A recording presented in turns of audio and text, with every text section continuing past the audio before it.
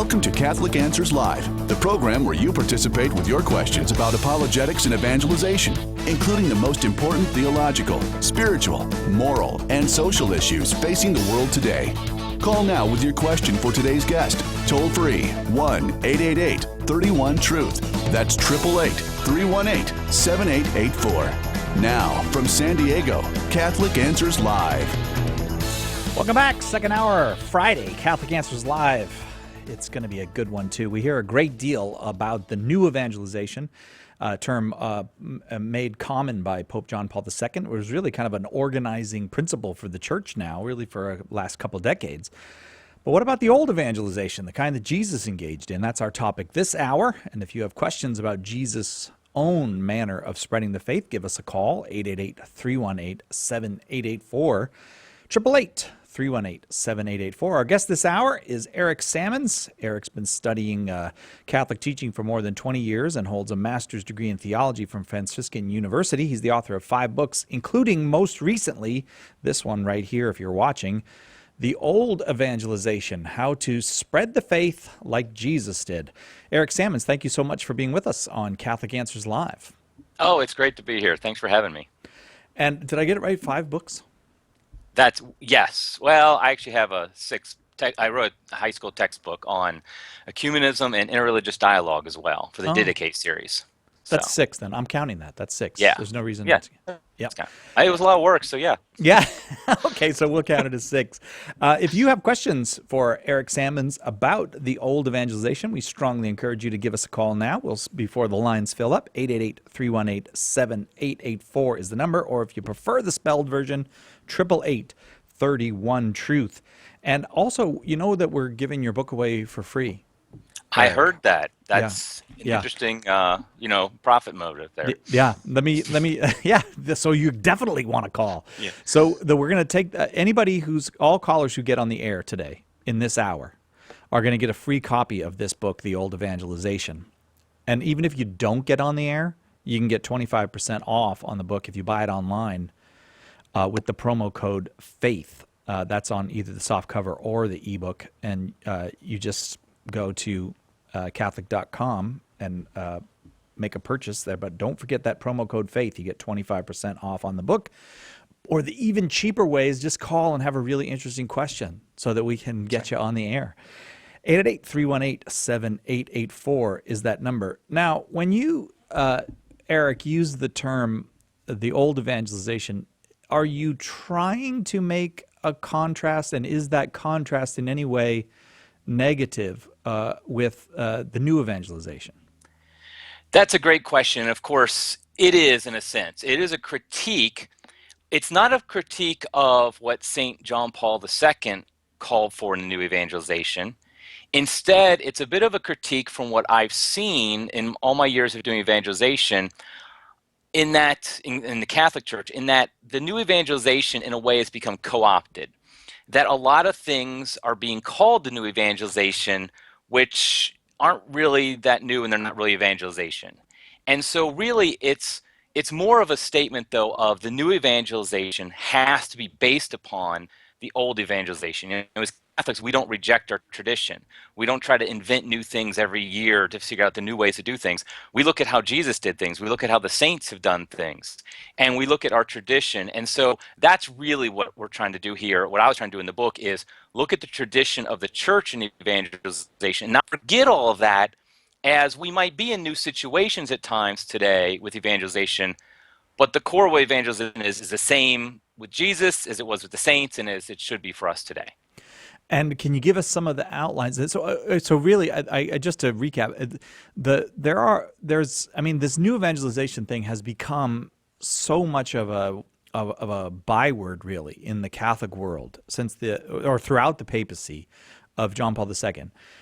It is sometimes corrupted to just mean almost anything people want it to mean, not necessarily to mean what the Pope meant by it. Absolutely. And I've seen that over and over again. When I worked with parishes, when I've worked with other Catholics, different programs and stuff, basically anything they thought, let's try to bring people in, they called the new evangelization. Mm-hmm. And obviously it's a good motive to want to bring people in, nothing wrong with that. but oftentimes I found it was based more on maybe like Protestant ways of doing things, like maybe how Joel Osteen would bring people in, or even be based on like corporate marketing. And I found that, but they call it the new evangelization because it's new and it's kind of evangelization. But we got to remember the principles, the core principles of what it means to evangelize as Catholics before we start calling things evangelization, new or otherwise.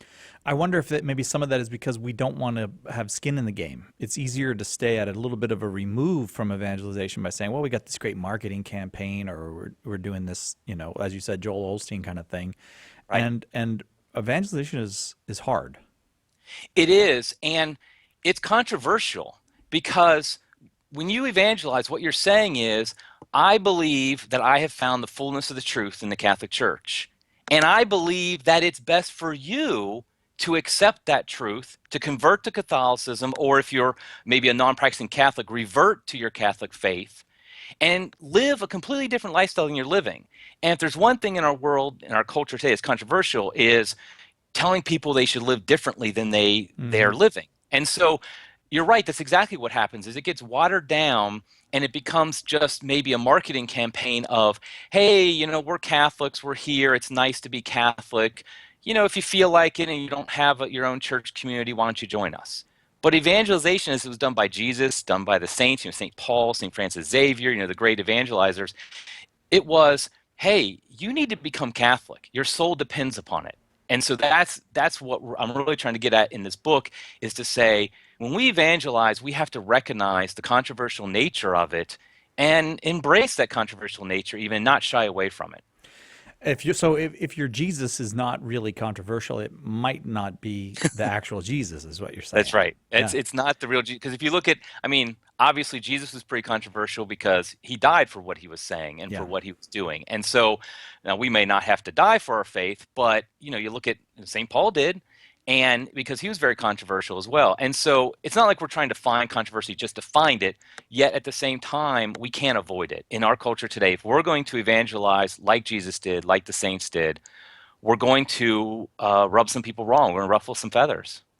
888-318-7884. If you'd like to discuss evangelization, and if we're able to get you on the air, get this free book, The Old Evangelization, How to Spread the Faith Like Jesus Did, by our guest today, Eric Sammons, then you want to dial that number, 888-318-7884. Can you give us a little, before we have to go to a break and then we'll get to calls, can you give us a little bit of a taste of what do you mean by evangelize the way Jesus did? Well, what I do in the book is each chapter I take an example of Jesus evangelizing, and I use it as a kind of a starting point for how we can then do it today. So, for example, the cover is a painting of the Samaritan woman at the well, when Jesus encounters her at the well. And it's a beautiful story, and it's a perfect example, probably the best one we have, of Jesus evangelizing. And so that's really what I'm doing, is I'm looking, how did Jesus do it? And that story is a great one because if we remember, he's talking to this woman at the well. He shouldn't really be talking to her by the cultural norms of the day. He's leading her, though, into a deeper understanding of his mission, of who he is, his identity as the Messiah, as the Son of God. But then he hits a point where he has to confront her. Because if you remember, she had 5 husbands before, and the man she lives with now is even her husband. And so he confronts her with it. And that's something I think today we avoid like the plague. Think about it. He's questioning her marriage situation. We don't want to do that anymore. And so this is an example of how Jesus did it, and we use him as a model for everything, and so we may be called to do something similar. So that's an example, but each chapter takes some encounter Jesus has with somebody and how he evangelizes and uses an example for us. Eric Sammons is our guest. The book, The Old Evangelization, the number 888-318-7884, 888-31-TRUTH. We'll take a quick break and we'll be right back with your calls on The Old Evangelization here at Catholic Answers Live. Let us help you with your question today on Catholic Answers Live. We've all heard the phrase, the new evangelization. In previous centuries, missionaries would travel to foreign lands to evangelize, but today's missionaries are more likely to focus on fallen away Catholic neighbors or relatives. But what about the old evangelization? The 2 millennia of Catholic missionary efforts by the likes of St. Paul, St. Augustine of Canterbury, St. Francis Xavier, and most importantly, our Lord himself. We must not forget the methods they used to spread the faith to the farthest reaches of the world. Our situation may be new, but the essentials of evangelization always remain the same. In his new book, The Old Evangelization: How to Spread the Faith Like Jesus Did, author Eric Sammons provides a practical guide to putting these essentials into practice in everyday use in your interactions with family, friends, co-workers, and even fellow parishioners. Order your copy of The Old Evangelization today by calling 1-888-291-8000, logging on to the shop at Catholic.com, or asking for it at a good Catholic bookstore near you. Wouldn't it be great to have a book to give to anyone to explain exactly why Catholics believe what we believe? The good news is that now there is. Why We're Catholic is the groundbreaking new resource by apologist Trent Horn. That one book you can hand to anyone as a starting point for helping them find their way into, or back to, the practice of the Catholic faith. Don't miss out on the most important, life-changing book to come along in years. Order your copies of Why We're Catholic today by calling 1-888-291-8000, visiting the shop at Catholic.com, or asking for it at a good Catholic bookstore near you. St. Paul's street evangelization isn't like other evangelism you might have seen on the streets. We don't yell, and we don't force anyone to pay attention to us. Instead, St. Paul's street evangelization is committed to presenting a positive, passionately Catholic presence to a world hungry for truth. For more information, or to start a chapter of your own, go to www.streetevangelization.com. That's streetevangelization.com. It's time to do our part.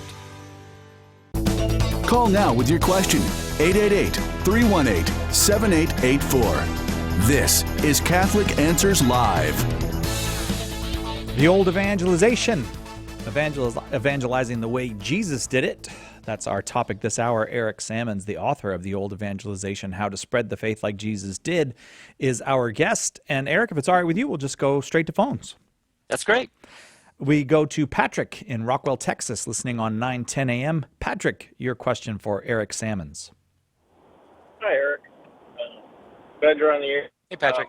I'm a member of St. Paul Street Evangelization, and I've heard about the book, on the show. And the main question I have is, how does the old evangelization, the new evangelization, how do they relate to each other? And very specifically, kind of like we're on the streets doing kind of, sort of in the realm of what Jesus did. So how does what we're doing relate to what he did? Hey, great. Thanks for the question, Patrick. First of all, I love St. Paul Street Evangelization. I think you guys are doing great work, and God bless you for the work you're doing, and keep it up. It's a great organization. I think really what I'm trying to say is the old evangelization should be the basis, the foundation of the new evangelization. And I think at times we get away from that. When John Paul II called for the new evangelization, he didn't want to abandon the ways we'd evangelized in the past. He was more saying, okay, we're in a new situation here where we have lots of Catholics who are uncatechized or unevangelized. They may be in the pews, they may be falling away, they're baptized, but we need to evangelize them. Whereas historically, the people we evangelize usually are missionary territory, people who had never even heard of Jesus.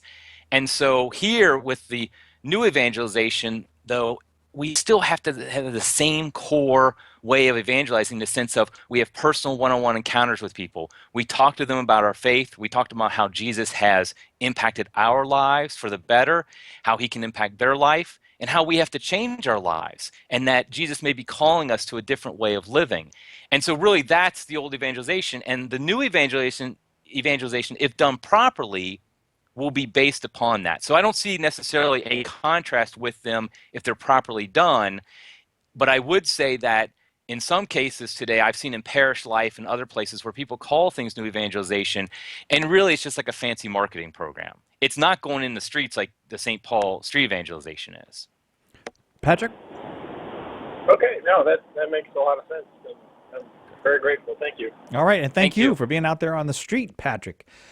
We go now to Bill in Sacramento, California, listening on EWTN. Bill, you are on with Patrick Sammons. What's your question? I'm getting ready to go out to St. Paul Street Evangelization. I'm getting ready to start paying my $15 a month and studying my training videos. And I wanted to request a check of my motivation to see that, however much I might think that that I'm doing it for the right reason, that you could tell me even better. I'm looking at James chapter 5, verse 20. Let's see. If anyone among you wanders from the truth and someone brings him back, let him know that whoever brings back a sinner from the error of his way will save his soul from death and will cover a multitude of sins. My motivation is that I feel that if I can be instrumental in just one person being converted, that it could, then maybe I would receive grace to be released from attachment to sin, so that if I might get an indulgence, that it could be truly effective. But I was wondering if you could improve me on that, if you could tell me how better to think about it going in, so I'm like at a starting point. Well, first of all, I don't think there's anything wrong with that motivation. I think the church gives us indulgences for reasons that we do good works. So we do these things that God calls us to do. So that, number one, there's nothing wrong with that motivation. The church has always said that the best motivation of doing anything is love of God and then love of neighbor. And so the number one reason you would want somebody to convert, to bring themselves into the Catholic Church, is love of them, because you love that person. Maybe it's a spouse or a child or a neighbor or a friend or a stranger, whoever it is. If you have love for their soul, you will want to bring them into the fullness of the faith in the Catholic Church. And so that should always be, and to glorify God, who is above all things and who we should love above all things. So that really is probably the foundational motivation. But there's absolutely nothing wrong with a motivation that also says, hey, I am serving Christ, I'm doing his will, and graces will pour upon me, and it will help me to get to heaven, because that is our goal in life, is we want to be with God forever in heaven. So I wouldn't say anything's wrong with your motivation, just always be remembering that the reason you're trying to bring people into the faith is because out of love for their soul. How's that strike you, Bill? Oh, that's wonderful. You guys are just, it's honey in my ears. Thank you. Oh, thank you very, very much, Bill. That was a very nice call to get. We go now to Anonymous somewhere on the earth, I assume, because there's not very many people in space right now. So, Anonymous, you are on with Patrick Sammons. What's your question? Hi. First of all, I'd like to say I'm thrilled to hear someone else who has noticed, someone professional who's noticed that there's a style move away from classical Roman Catholicism to Protestantism, which just smacks of commerce and business. And I think it's really dangerous, sort of going back to the previous caller's point of being sure that it's the will of God who's calling you and not just your ego setting up business goals like marketing goals, which are religious about evangelization. And I wanted to ask your guest about the issue of first being properly catechized before you go out to witness, okay, and evangelize. Thank you. You're welcome. Eric? Yeah, that's a great question. The truth, I would say, so the question, do you have to be properly catechized to go out and evangelize? Yes and no. Yes, in the sense that the better catechized you are, the better you'll be able to evangelize, because you'll be able to explain the faith, you'll be able to explain the reasons why we believe what we believe. So when you're challenged in your faith, you'll be able to answer those questions. But I'd also say don't let that be a hindrance in the sense that you never go out because you don't feel like you're ever properly catechized. The fact is, the number one best way to evangelize is to tell the story of how Jesus impacted your life, of how being a Catholic makes your life better.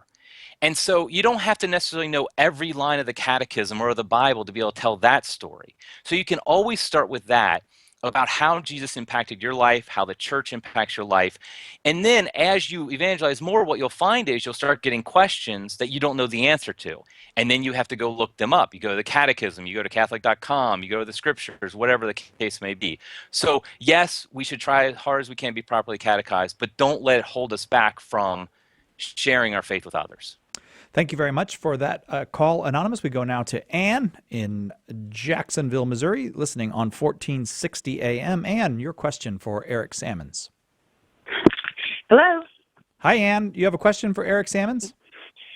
One of the Catholic churches in Jacksonville is doing a street evangelist. Each person gets a street and they go down it. And they're inviting people to a cookout on Saturdays.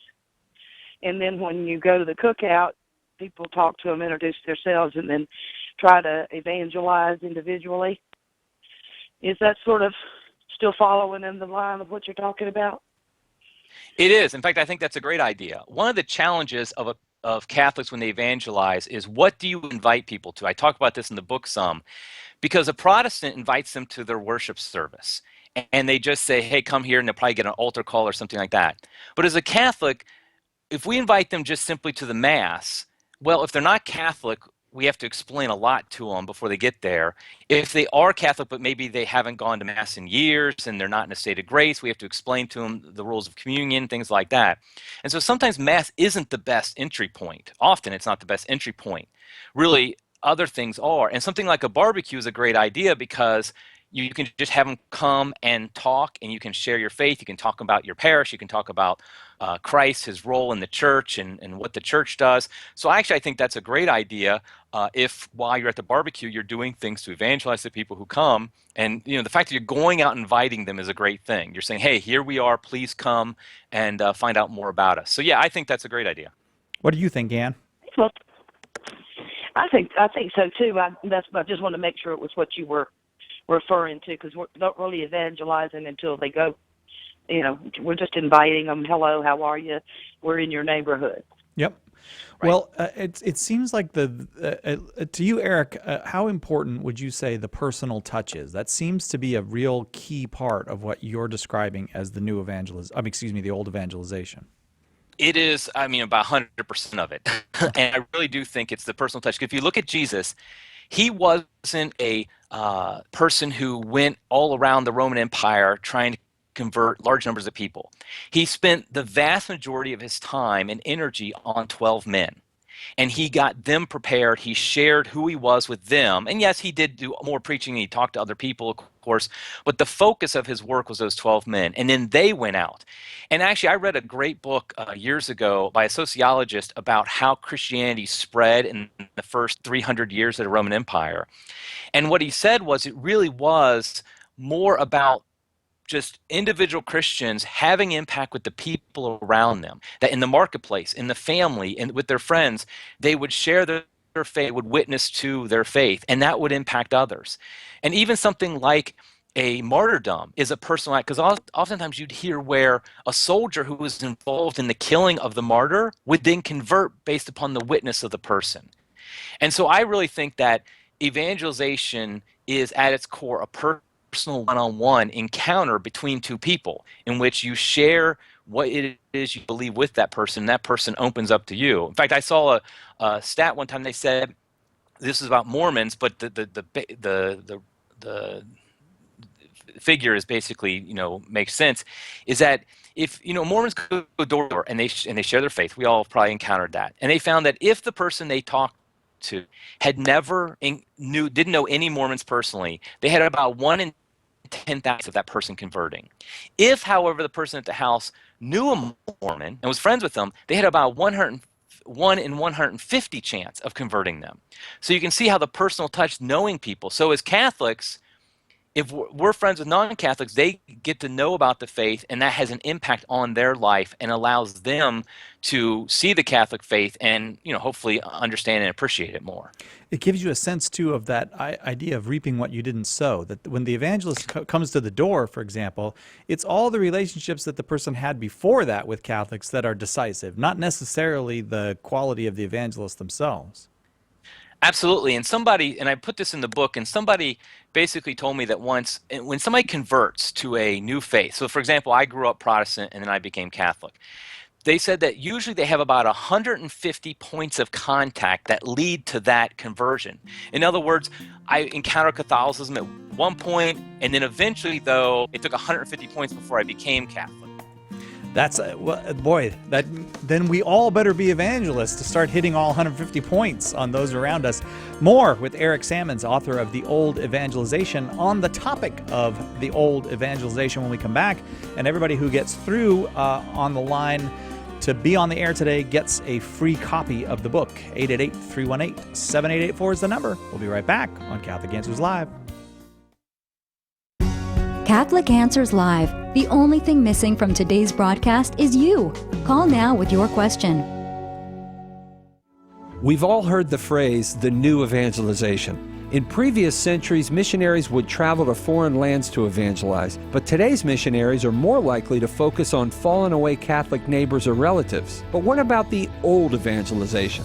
The 2 millennia of Catholic missionary efforts by the likes of St. Paul, St. Augustine of Canterbury, St. Francis Xavier, and most importantly, our Lord himself. We must not forget the methods they used to spread the faith to the farthest reaches of the world. Our situation may be new, but the essentials of evangelization always remain the same. In his new book, The Old Evangelization, How to Spread the Faith Like Jesus Did, author Eric Sammons provides a practical guide to putting these essentials into practice in everyday use in your interactions with family, friends, co-workers, and even fellow parishioners.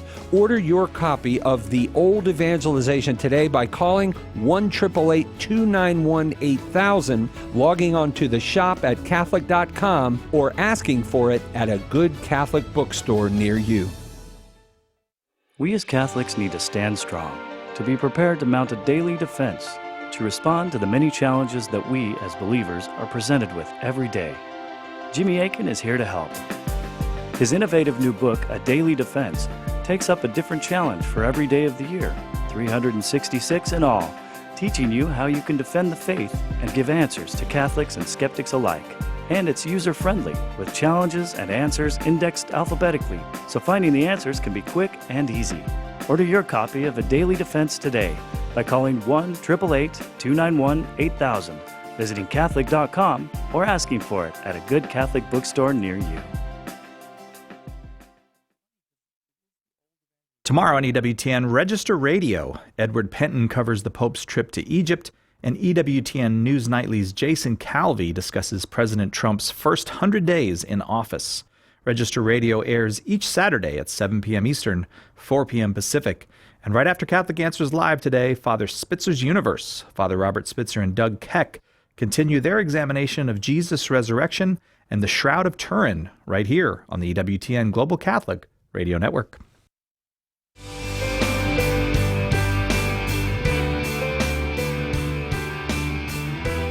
Well, everybody who calls is getting, if they get through on the line, I should say, if you make it onto the air, you get a free copy of The Old Evangelization, How to Spread the Faith Like Jesus Did.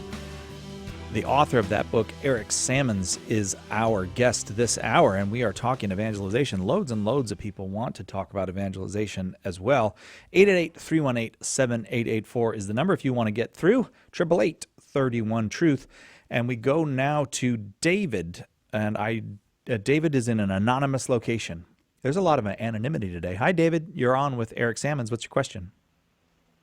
Yes, I'd like to ask a question. Would Jesus minister to the rich young ruler, his input on that? Because I love that story, because it said Jesus loved him much, but Jesus still let him walk, and Jesus didn't try to cut a deal with him like the TV preachers today say, hey, if you give to the poor, you lend to God, you'll be rich. Jesus just let him walk, and I just want his input on that, because when I see Jesus doing evangelism, I see Jesus, like John 6, calling people to total surrender with compassion and love, and I just wanted his input. Oh, thank you for the question. Actually, that's probably my favorite story in the entire Bible, and I have a whole chapter devoted to it in the book. And one of the things I bring up about is what you just said, is in a sense, Jesus failed. What I mean by that is simply that the rich young man did not convert, as far as we know. Yet, do we really think Jesus is a failure because of that? Obviously, he's the perfect Son of God. He doesn't actually fail. But what the lesson I think for us is that you can do everything right. You can share your faith with somebody, explain the faith well, you can be a good witness to it. that does not necessarily mean the person you are evangelizing will convert. And in fact, there's a decent chance they won't convert. Does that mean you did something wrong? No. It might mean just the Holy Spirit, the other person didn't listen to the Holy Spirit and didn't open their heart to him. And what I've seen is this is kind of a pet peeve of mine, because I see so many parishes and so many Catholics that they are so focused on results. They think if they don't get a lot of people there, or if people are offended or they are turned away, then that means they failed. No, success is being faithful to Christ. Success is charitable, but clearly explaining what it is we believe and why we believe it. It does not mean that the other person will necessarily accept what we say, or that they'll say, hey, great, yeah, baptize me today. They may not. But Jesus is as the caller so wisely mentioned, Jesus had to let the rich young man go because he wasn't ready to accept the hard teaching of Jesus that you have to give up your whole life for him. And so I think the rich young man is a great example for evangelizers. And frankly, I've been doing this for 25 years. I have way more failures under my belt than successes. So that's probably why it's my favorite story, because it makes me not feel so bad that I have so many failures under my belt, that even Jesus failed, so to speak, in his evangelization. Is that your thinking as well, David? Yeah, very much so. But what I love about it was Jesus loved him much, and that's what really touches me. Just imagine Bill Gates coming to the typical Catholic church, falling on his knees, asking the priest, what must I do to be Catholic? I mean, some churches would think, man, we're set for life. Look at his time. But Jesus loved him much, and he spoke the truth to him right off the bat, and he let him walk. It's just so touching. It's one of my favorite stories in the Bible. It is beautiful. Well, thank you very much for that, David. I wonder if you, Eric, there's a way then of thinking, if success and failure is not a matter of how many people did I convert, then some things that are churches or call themselves churches are a success, but maybe that's a worldly success, not in fact a success for the kingdom of God. Right. If a church has thousands of members, but they're not preaching the gospel, then they're not a success, at least in the eyes of God. Because lots of things bring lots of people in. I mean, you get millions of people going to sporting events. That doesn't mean they're, being successful evangelists. It just means that they're popular and people like to hear what they hear. Now, we know as Catholics that the truth will set somebody free, and the truth is beautiful. But somebody has to be open to that. And so the most successful parish in the world might be a parish that it might be a tiny parish in the middle of nowhere, but the priest is preaching the gospel, the people are living it and really sharing it with others, but they just might not have lots of people. That might be one of the most successful parishes on the earth in the eyes of God. We go now to Shirley in Portland, Oregon, listening on KBVM. Shirley, you are on with, wait, are you? I'm looking for Shirley, you're on with Eric Sammons. What's your question? I have both a comment and a, I guess I would see what you think about it, or if you've heard this before. I've also experienced in other cities. Ever since Vatican II, there's been a very steep incline in the teaching of religion in the Catholic schools and also in the academics. I think it's been since nuns and priests have left the church. And just this huge influx of teaching and featuring sports. And the academics are low, and the teaching of religion is low. And I think that's a big decline in evangelical teaching the religion. Yep, Eric, that's what I've noticed, especially in the city I'm in now. The sports are huge. Let's let Eric Sammons respond to that. Yeah, and the truth is, I'm a sports fan, but you're absolutely right what you're saying, that whenever anything in this world takes precedence over the most important thing, which is our relationship with Christ, our reception of the sacraments, living the faith, whenever anything takes precedence over that, then it's not good. It's not going to end up well. And in fact, doing something like focusing on sports, kind of going back to our previous question, might bring people in. It might get a lot of people in. But if the whole focus is on sports or on some other aspect of extracurricular activity, it's not going to be a Catholic school anymore. I mean, it's just going to be a school that might have a crucifix up in the rooms. And really, what we need to make sure is the schools really focus on Catholicism. Now, there's nothing wrong with also having some sports teams and different extracurricular activities. Those things are healthy when they're put in the proper context. But we always want to make sure the focus, the most important thing in every school, is the teaching and the living of the Catholic faith.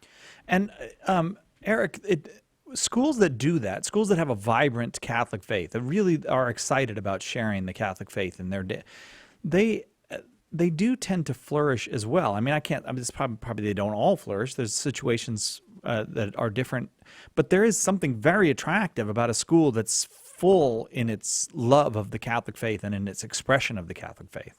Absolutely. And frankly, it stands out, is kind of a sad indictment in some ways, but it stands out. And so parents are attracted to that because they see, hey, these people really believe they are who they say they are. I mean, if you say you're Catholic, but you don't really live out or teach the Catholic faith, well, you're kind of a fraud. And what parent wants to send their kid to a fraudulent place? And the parish is doing that too. Who wants to go to a fraudulent place? In fact, I know a lot of people who grew up Catholic and ended up becoming Protestant because they wanted to draw closer to Jesus. And the reason is because they never saw Jesus being taught or lived or believed in at their Catholic parish, which is a terrible indictment and something all of us Catholics need to say, hey, we need to make sure that never happens in our parishes. We don't have people leaving us because they want to draw closer to Jesus in the local non-denominational church or something like that. Do you have, other than Jesus himself, do you have a favorite evangelist, someone, even throughout the whole history of the church, where you go, that's somebody Well, I mean, my real answer is the cliched one, which is St. Paul. I mean, I just love St. Paul. I love reading, the story of his life. I love reading his epistles, things like that. St. Francis of Assisi, I love him. St. Augustine of Canterbury, I love his story. My whole family is from, roots way back English, and so the fact he converted Britain, and it was a great story because he didn't want to go. The Pope sent him, and he and some of his brothers, and he didn't want to go, and he turned around, they went back and told the Pope, no, we can't do this. He's like, no, you're really going to go. He goes, they fail at first with the king, and but the king's like, well, you can go around if you want to. And eventually, of course, the island is converted. So I would probably say St. Augustine of Canterbury is another one of my favorites. 888-318-7884 is the number. We'll take a quick break, and we'll be right back with Eric Sammons and more on the old evangelization. 888-318-7884 is that number. We'll be right back on Catholic Answers Live. This is Dale Ahlquist of the American Chesterton Society, and you're listening to Catholic Answers Live. We've all heard the words at the end of Mass. Go forth and announce the gospel of the Lord. But how exactly are you to do that?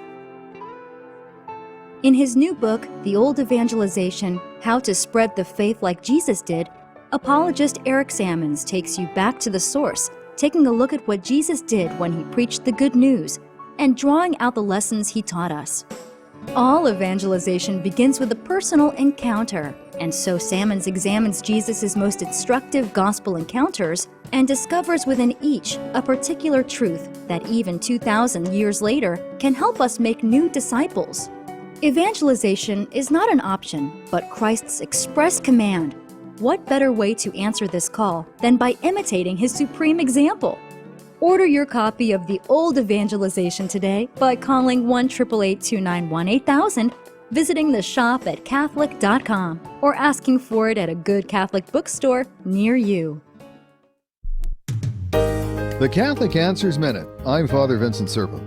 In John 6, when Jesus had crossed the Sea of Galilee, a large crowd followed him because they saw the signs he was performing.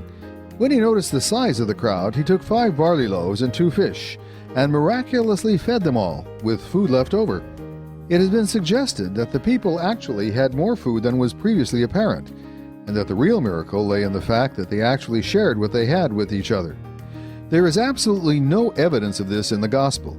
This stance actually suggests that there is more value in a purely human explanation than in having faith in the Lord's ability to work a miracle. But over and over, Jesus said to those he had healed, "It is your faith that has saved you." Nowhere do we find him saying, "It is your natural explanation that has saved you." Nor will such lack of faith ever save us. Our only hope lies in our faith in him. I'm Father Vincent Serpa for Catholic Answers, Catholic.com. Call now with your question. 888-318-7884. This is Catholic Answers Live. Welcome back. Final segment of Catholic Answers Live this week. I feel sad. I want to keep doing this. Can we come in on Saturday and Sunday? This is a fun week. The Old Evangelization, How to Spread the Faith Like Jesus Did. That's the book by Eric Sammons. Everyone who calls and gets through on the line today is getting a free copy of that from Catholic Answers Press. But you can also buy the book if you just put in the promo code FAITH, and that's FAITH. You get 25% off the book at Catholic.com. We go now to Michael in Los Angeles, California. I don't know, I'm in trouble with the phones today on Immaculate Art Radio. Michael, you are on with Eric Sammons. I went to the wrong line. I really am having trouble today. I was kind of joking, but I really am actually having trouble. Michael in Los Angeles, you are on with Eric Sammons. Hi. Michael? Hi. You have a question Yes, for hi. Eric Sammons? Yes. My question is evangelization of Protestants. For example, your book, I'm interested to know, you have examples of Jesus evangelization that can help dispel the doctrine of faith alone. Because I really have problems in the past, especially they will always argue with me, well, if you go to Catholic sources, is invalid. And I also argue with them that the earlier Christian churches, communities, even with geopolitical isolation, show remarkable evidence of preservation or essence, for example, the sacraments, which, again, I find that, the Protestants even refuse that. So I just wonder if your book will help me, give me examples saying Jesus' evangelization really, goes against the doctrine of faith alone. The book, it's divided into 3 sections. In the last section, I specifically deal with being a Catholic evangelist. Like the first 2 sections are somewhat general evangelization methods of Jesus that probably any Christian would be able to pick up and use fruitfully. But the last section, I talk specifically about being a Catholic evangelist. Now, I don't specifically deal with the faith alone issue, but for example, I talk about the John 6, when Jesus talks about him being the bread of life, and if you don't eat of this bread and drink of then you won't have life. If you don't eat his flesh, you won't have life within you. And so I talk about that, and I think the real key here is that when we're evangelizing with Protestants, we of course have a large amount of things in common, beliefs in common. But I think if we really focus on the Gospels, like Protestants typically tend to focus on Paul's epistles more than the Gospels. But if we really look at the Gospels, we see things like Jesus saying, if you don't eat my flesh, you cannot have eternal life. And what did he tell the rich young man who we were just talking about earlier? When the rich young man said, how can I receive eternal life? He didn't say, well, receive me as your personal Lord and Savior and you're good to go. No, he first repeated the 10 Commandments. And when the man said, okay, I've done that, he then said, well, now you have to sell all that you have, give it to the poor, and come follow me. That's not a faith alone answer. That is, you have to do something. You have to actually do morality, first of all, the 10 Commandments, and then you have to give everything up for Christ in order to be his disciple. So right there, in a way, that's directly against faith alone, because he didn't say just believe in me. He said you have to do these things. So I think there are some very useful parts in the book that would help you. But I think in general what we do is just focus on Jesus, his teachings in the gospel, and we see a number of places where what our Protestant brothers and sisters believe doesn't really correspond to what Jesus is teaching. Michael?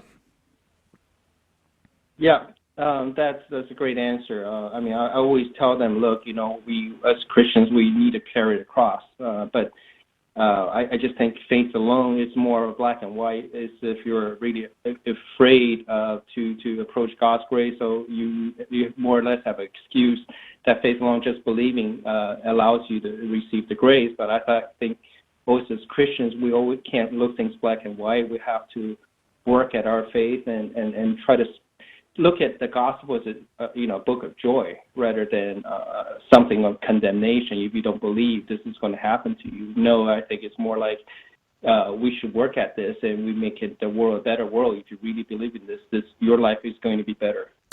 You amen to that, brother. It is a book of joy. It's called The Good News for a reason. And Michael, don't hang up. Hang on, because I figured out why I was having trouble with the phone lines. I was pushing lines when they were trying to get your name and address so that you could get the book for free. So I'm not going to do that. I'm going to have any more problems with that now that I understand it. But don't go away, Michael. We go to Anonymous. You are on with Eric Sammons. Anonymous, your question. Hi, I have a question. How do you approach somebody that is of a different religion, like Muslim or Hindu, and they're very devout and they're from that region? How do you go about essentially debunking their religion and introducing Catholicism? Well, I think the first thing, a lot of prayer, lots and lots of prayer. Because obviously if somebody lives in an area where the predominant religion is not Catholicism, let's say it's Islam, then they're going to have a lot of reasons to remain Muslim besides just their beliefs, but a lot of social reasons, things like that. So really, it's always true, it's only the Holy Spirit that converts somebody, but you really see that in action when somebody, for example, a Muslim will convert. I think first of all, what we have to do is always be clear that we don't believe that those faiths like Islam can lead somebody to heaven. That we believe the Catholic Church is the true faith and is the way that God has given us to get to heaven. Now, some beliefs of Islam correspond to the beliefs of Catholicism, and so we can accept those and we can say, yes, we agree with that. But I would say we have to focus on the person of Jesus. In the case of Islam, for example, they do believe that Jesus is a prophet, and yet they believe certain things that are false about him, like, for example, he wasn't crucified, because in their idea, a great prophet would never be killed so shamelessly like that. And so I think if we focus on Jesus and the person of Jesus, who he is, that if you look at what he said about himself, he can't just be a prophet. You know, like C.S. Lewis said, he has to be more than that, or he has to be a big fat liar. And so calling him just a prophet is a cop-out. And so I think if we focus on the person of Jesus, so what we do is we lead that person to develop a relationship with him and hopefully accept him eventually as Lord and Savior, and that as the founder of the Catholic Church, and eventually into the fullness of faith. But it's incredibly difficult. I mean, look at the history of 2,000 years. We have not been able to, the Catholic Church has not been able to crack Asia really that successfully, or, you know, these days the Middle East for the past hundreds of, over 1,000 years now. It's not going to be easy. But I think with prayer, if we, fasting, mortification, and then just sharing who Jesus is, I think that's the way we have to go with people of Islamic faith or any other religion like that. Thank you very much, Anonymous, for that call. We go now to Trixie in California, listening on Immaculate Heart Radio. Trixie, you are on with Eric Sammons. What's your question? Thank you for taking my call. I just have a comment and a question. Since Vatican II, right, a lot of confusion. I am a revert myself. Anyway, you go to Mass, and during the homily, a lot of priests tell us what we should be doing by example, but they don't do it by example. And then the other question, because I go to a lot of different parishes in my travels, I'm going somewhere and I'll pull over and go to church, right? I don't miss Sunday Mass at all or any holy day. But the thing is that some pastors at the different parishes, they're leading catechism classes, Bible study, day and night. They're making it available. And then when you go to these retreat centers, like there's a famous one in Sacramento, Christ the King, that's in their diocese. You go there and you should be coming back enriched, and yet I find some people coming back very confused because personal opinions from whoever's leading, and it's sometimes a priest, they'll tell you, oh, it's okay, there's going to be women priests, maybe it's going to be okay for same-sex marriage and all that. And I'm going, that's not doctrine. All right, Trixie, let's let Eric take a stab at that. And neither of us, I've never been to the retreat center she mentioned, so I'm not. Right. That Trixie, will let that be your opinion. But let's, Eric, your response in general to Trixie's question and comments. For years, I kind of would get down on priests who didn't do what I thought they should be doing. And then for 5 years, I worked for a diocese, and I had very direct interaction with a lot of priests, and I saw their day-to-day life, and I saw what they had to handle. And I tell you what, I could have never done it. The life of a diocesan priest especially, we need to pray for them so much because it is a difficult life and it is very hard to get everything they have to do done and be able to do all the things. Because a lot of times I've seen like in some situations a parish might be very small, maybe has a religious order staffing it, and so they have maybe 3 priests in a small parish and they can do everything. They can lead catechism, they can do Bible studies, do all this stuff. But then another parish might be 1 priest for a parish of 4,000 families. He's lucky to get through the day and just get the minimum done that he needs to get done to do his job. And so we shouldn't be too quick to judge the priests and what they do. In fact, we should just be praying for them. And more importantly, we need to step in. And we need to be praying for vocations, first of all, that we have more priests. I mean, that's the real issue here more than anything is we just don't have enough priests. So we need to pray for vocations, have more priests, raise sons to become priests, things like that. And then just always offer a helping hand. If we have an idea for something, the best thing to do when you go to a priest is say, here's my idea and I'm going to do all the work. Don't say, here's my idea, you do it. Because they probably just don't have the time to. They might think it's the greatest idea ever, but they simply just can't do it. So I would say that, pray for vocations, pray for our priests, and then just step up and fill in the gap and do whatever we can do to evangelize and to share faith with others. Thank you for that call, Trixie. We're getting close to the top of the hour, so I am moving quickly through the calls now. Barbara in Maryland, listening on Sirius Satellite Radio. You are on with Eric Sammons. What's your question? Yes, hello, Mr. Sammons. I have a question about my daughter runs an online Catholic magazine that after she graduated Catholic homeschooling with a group of lovely homeschoolers, Catholic homeschoolers, and they were in their little literary, exercising their literary talents together. And then my daughter has like a calling she feels in her heart to evangelize. So she welcomed in some Protestant writers that didn't contradict anything Catholic that we teach, and as guest, writers. And then she became editor of the magazine and continued to meet other people, fallen away Catholics, atheists, Buddhists, so on. And she would see some beautiful poetry maybe they wrote. Barbara, I'm sorry to do this to you, but we're almost to the top of the hour. You got to make it a question, if you could. Question quick is, how does a young person, she's getting a lot of criticism for welcoming in non-Catholics, and yet nothing contradicts the Catholic faith. All right, let's let Eric, we got to let Eric take a shot at it. Go ahead, Eric. I would just say there's absolutely nothing wrong with inviting our Protestant brothers and sisters, even people of other faiths, to be involved in the things we're in, as long as we're always faithful to what the church teaches. We never compromise on it. And if we feel like we're starting to feel like, oh, I can't say that because it might offend these people, might offend those people, then that's when we know, okay, we're probably in trouble. We need to always be able to be consistent. If a Protestant wants to be part of the organization that's explicitly Catholic and openly Catholic, welcome them in. And there's no problem with that. We just, as long as we're never compromising what we teach and what we believe and what we share, in order not to offend people. Can we evangelize together, Protestants and Catholics? I guess the situation depends on it. In general, I'd probably say no, but there might be some situations. In general, though, I think that the Catholic faith, when we evangelize, we really want to stick to the essentials of, the sacraments. And number one thing of evangelization, bring the confession. So that's a very Catholic thing. Amen to that. Eric Sammons, our guest this hour. Thank you very much for being with us. EricSammons.com, am I right? That's where people can get your writing and find all about you. And you can get, you'll still be able to get, even when we're off the air, the old evangelization, How to Spread the Faith Like Jesus Did, at Catholic.com for 25% off. And now let's all go out and do some evangelizing. I've got a couple calls from St. Paul Street Evangelization. They're all packing up the car right now. They're getting ready to go because that weekends are their big time. That's right. Yeah, we love them around here. And God bless all of you who are indeed taking on the Christ call that we go and make disciples of all the nations. Jesus Christ is the light of the nations. Let's stay in that light, and we'll see you again on Monday on Catholic Answers Live.